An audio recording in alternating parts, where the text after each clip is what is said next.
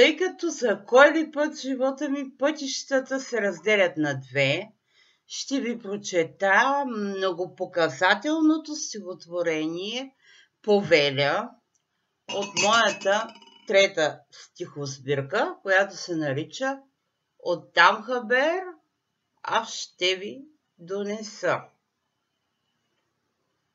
Повеля. Отново съм пред дилема. Ще оцелея ли или не? И ако оцелея, по кой път ще поема? Защото пътищата разделят се на две.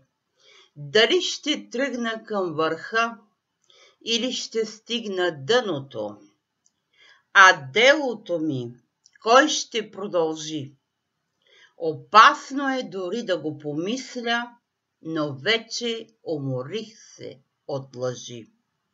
Но все пак, ако в живота си не съм била достойна за нечии претенции, дано достойна да съм поне в смъртта.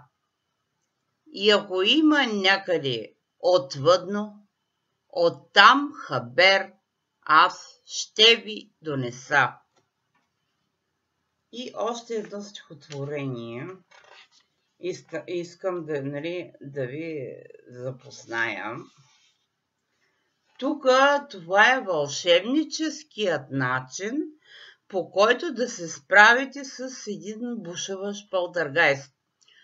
И тази творба се нарича И светла диря с него ще опиша. У мен гласът на смелостта говори, макар че полтергайстът тук отново е. Опитва се да ме пребори, но в крайна сметка той ще бъде усмирен.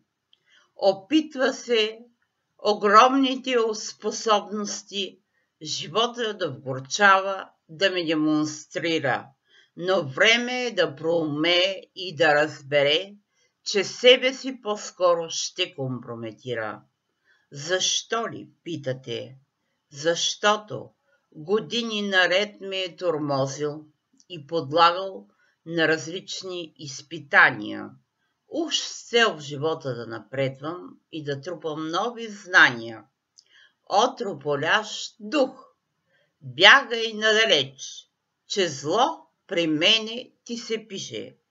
Ако необходимо е, ще хвана огнен меч и светла диря с него около теб ще опиша. Благодаря ви за вниманието.